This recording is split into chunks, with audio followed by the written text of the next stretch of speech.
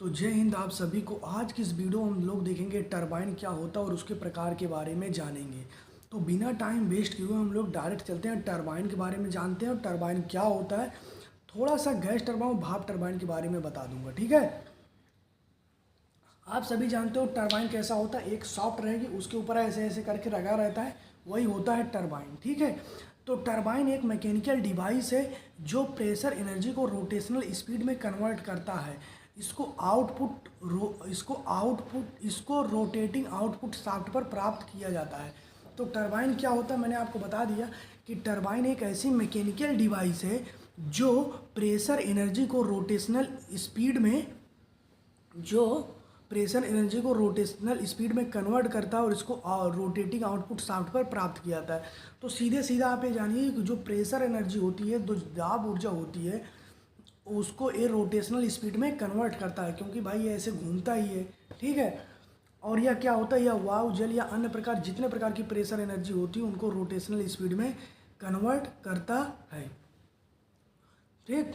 इसके बाद देखिए क्या है इसका टाइप, मतलब सीधा सीधा जाने टरबाइन मतलब क्या है, प्रेशर एनर्जी को रोटेशनल स्पीड में कन्वर्ट करता है, ठीक है। और बाकी एनिमेशन से कुछ चीज़ समझ लेना, वो अच्छे समझ में आ जाएगा। इसके बाद देखिए क्या है टाइप ऑफ टरबाइन। तो बेसिकली देखिए यार, जो टरबाइन होता है वो बेसिकली दो ही प्रकार का होता है, एक इम्पल्स टरबाइन, दूसरा होता है रिएक्शन टरबाइन। अब वो दोनों दो प्रकार के मेनली हैं। इसके बाद उनसे अलग अलग प्रकार के बनते रहता है, तो अलग है, लेकिन मेनली टरबाइन दो प्रकार का होता है, इम्पल्स टरबाइन, रिएक्शन टरबाइन। इसके बाद उसके अंतर्गत आता है water turbine, gas turbine, steam turbine, wind turbine, और भी कई प्रकार के टरबाइन होते हैं। तो समझ गए ना, pressure energy, pressure, steam, mechanical work. तो ये हो गया टोटल टाइप। अब देखिए जो वो होता है टरबाइन, उस कुछ इस टाइप का होता है जो आपको डायग्राम दिख रहा है। एक उसके अंदर सॉफ्ट रहेगा, जो कि मैंने आपको पहले बताया कैसे लंबा सा सॉफ्ट रहेगा। अब उसके बाद ऐसे चक्के की तरह रहेगा, ठीक है। और उनका अपना ब्लेड निकला रहता है, ब्लेड जो शार्प प्रदान करती हैं। तो वही देखिए लीजिए, उनका ब्लेड होता है, उनका शाफ्ट होता है, और बाकी इस टाइप से उनकी एक पत्ती होती है, ठीक। देखिए यहाँ पर वही चीज़ मैंने बताया था कि टरबाइन दो प्रकार के होते हैं, पर क्लासिफिकेशन कई प्रकार से होते हैं।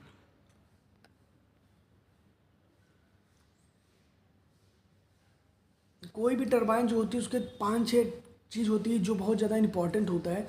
वैसे मैं उसमें से 3 चीज़ बता दे रहा हूँ। नोजल एक होता है, वो बहुत ज़्यादा इंपॉर्टेंट होता है। ब्लेड होता है, मैंने बताया जो शार्प तरह होता है, वो बहुत होता है। एक रोटर होता है। ये तीनों चीज़ बहुत इंपॉर्टेंट होता है। ये 3 नहीं, 3-4 और हैं। तो 5-6-7 चीज़ें जो इंपॉर्टेंट होते हैं, तो उसमें ये भी है। इसका डिटेल लिखना रहता था, अभी मैं लिखा नहीं हूँ, बट इसके बारे में आपको थोड़ा थोड़ा जानना पड़ता है, ठीक है। अब देखिए, जैसे मान लीजिए भाप टरबाइन है, तो भाप टरबाइन के क्या लाभ होते हैं। देखिए, भाप इंजनों की अपेक्षा कम स्थान प्राप्त करता है। जो भाप टरबाइन है उसके क्या लाभ है, भाप इंजनों की अपेक्षा कम स्थान प्राप्त करता है। भाप टरबाइन का रखरखाव कम खर्चीला होता है। घर्षण हानि कम होती है, अतः इसमें आंतरिक स्नेन की आवश्यकता नहीं होती है। ये अधिक शक्ति उत्पन्न करते हैं। तो सबसे बड़ा मैटर यही है कि शक्ति ज़्यादा उत्पन्न करते हैं। इसके बाद देख लीजिए क्या है, गैस टरबाइन स्टीम टरबाइन में क्या अंतर होता है।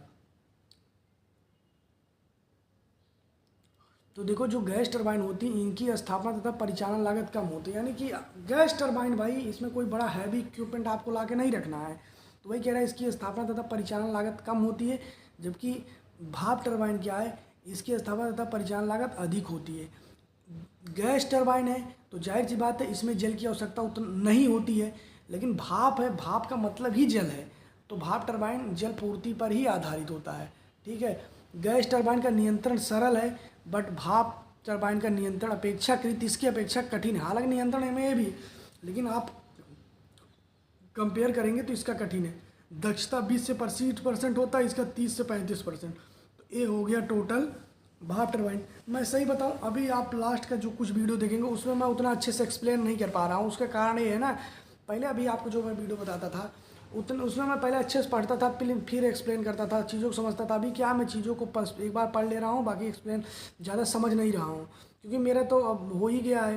ये तो मैं इसलिए बना रहा हूँ कि अगर आपको नोट्स की ज़रूरत, जैसे आपको टरबाइन आ रहा है बट आपको नोट्स नहीं मालूम, तो आप इससे नोट्स ले लें। और दूसरा ये कि मेरा भी रिवाइज हो जाएगा और हमेशा के लिए सेव रहेगा मेरा नोट्स।